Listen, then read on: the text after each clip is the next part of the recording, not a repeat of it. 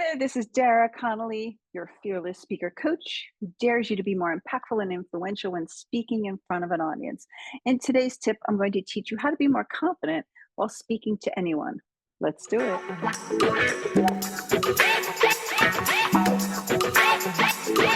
Okay, let's jump right in. A lot of times I meet with half a dozen clients a day who tell me all the reasons why they cannot speak with impact. Maybe because they have a fear of speaking, or they've been told they're not smart enough or articulate enough, or that they have a fear they will be judged by others when they open their mouth and say something stupid. We all have something. Here's the thing. Many of us are afraid to let our weaknesses show because we feel people will judge us even more. But I'm going to tell you something. I want you to embrace your weaknesses. In fact, I know a speaker who's a very successful speaker who has a serious stutter, a speech impediment. And whenever this person speaks, he does this playful thing where he says, I know there's nothing wrong with your Wi-Fi. You don't have to worry about it. And what he's doing, he's kind of making light of the fact that, yeah, he cannot speak without his stutter, but he gets that out of the way because we're all noticing it. Oh, this is something you may or may not want to do because you may feel a little nervous about it. But whatever your weakness is or whatever you're concerned about when you hit that stage, chances are either the audience has not even noticed it until you called it out, or if it's something blaringly obvious like a stutter, why not make a soft joke where the more you can laugh at yourself, it puts the audience at ease and it'll help put you at ease because we just want to show we're human. There's no reason to pretend we're perfect. At times what I see is people who are so worried they're going to say the wrong thing or do the wrong gesture. They start to sound a little awkward because they're trying so hard. I don't want you to do that. I want you to ease your concerns about, is it perfect? Because we always focus on connection over perfection, and improve your confidence of speaking regardless. Because if you don't point it out, or if you do point it out, but you do it in a subtle way that's kind of just a funny thing and then move on with your message, it will be glossed over and people will forget it. Now, what may help you will be tip two. And tip two is to prepare what you want to say. Whether you have to give a big presentation, or you're speaking up at a meeting, or you just have a one-on-one with your boss or a client. Take time to pause, take time to practice, and take time to prepare your message. This will help give you more confidence.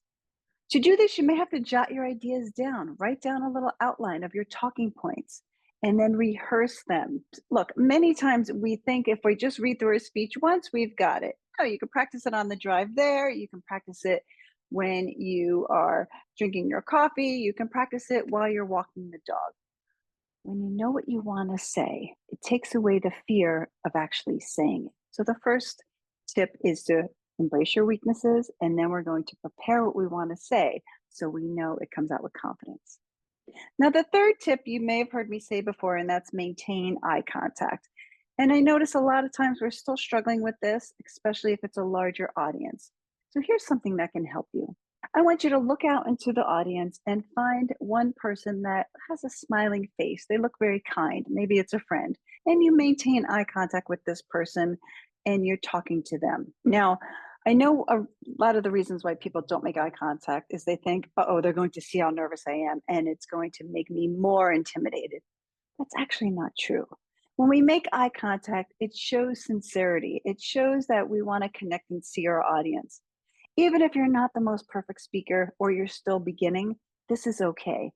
Challenge yourself to make eye contact with someone. It shows the people that you are speaking to them and with them, and it allows your voice and you to relax because you're focusing on the person, the audience. Now, if it's a really large group and you can't see the eye contact because maybe the audience is dark, you can always look in their direction, make eye contact with a few different positions of the audience. So you scan the entire audience. And if you're really feeling overwhelmed by this, look at the wall in the back of the audience, help you refocus your attention, and then come back to concentrating on looking at someone so you don't get too lost in your speech. This is a skill. It takes a little practice, but I know you can do it. We want to balance eye contact, different sections of the room while taking short breaks.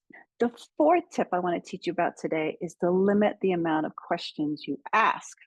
Now, what I mean by this is I often hear people when they're presenting an idea or delivering a presentation lose the ability to convey confidence because they start turning their definitive statements into questions. I often hear women do this. It's called upspeak. So, for example, if we say, we could switch up distribution channels, maybe. Why are you doubting it? Why are you asking that question? It comes across as indecisive, that you don't know. You need us to tell you if that's a good idea. How about instead you say, we should switch up our distribution channels to lower wholesale related expenses? Stop. Don't end your sentences with a question. State it as a fact. Because if the audience does indeed have a question, they're going to ask you anyway. You don't be the one to ask it. Tip 5 is allow the other person to initiate the conversation in silent moments. Well, as an introvert, this was something that was easy for me to do because I don't want to keep talking the entire time in a social setting. So during conversations, you may feel a little awkward when there's that pause in the conversation and it's silent. Stay quiet. Don't feel like that you have the need to fill it. If you're always the one jumping in to speak when you didn't have anything to say or you didn't mean to jump in, it's going to cause you to say something that either you later regret or it's off your original topic and it kind of convolutes your idea. Therefore, instead, I want you to practice being okay with the silent moments after you speak. This way, it allows the other person to have a chance to jump in the conversation as well and contribute. You don't have to do all the talking. That's good news. And number 6, having said all of these tips today, I want you to not forget to be yourself. Look, I know a lot of times we watch these speaker videos and the coach is giving you all these ideas of what to do with your hands and telling you to make eye contact and how to move your head. And what ends up happening is you sound robotic. Don't do that. I want you to be yourself. Don't get into your head too much about this. These are just little tips that you can implement at different times. What happens is when we have a speaker who's trying too hard to be perfect, we lose who they are. We don't see their personality. So don't be that person. Showing your personality is an important part of being a speaker. It helps you connect with the person that's listening. It helps you make it conversational. It helps things flow naturally because you're being you. You're not trying to rehearse something somebody else did or the way they do it.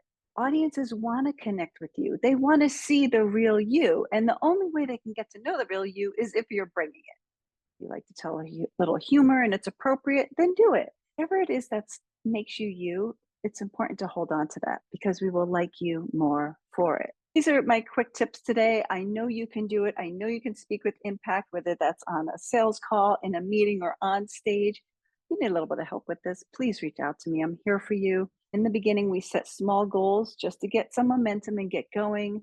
If you want an expert consultant to help review your skills to see if you're on the right track, feel free to jump on a call with me. You can do so by clicking the link below and we can have a chat. Speak with impact every day, every time. I dare you.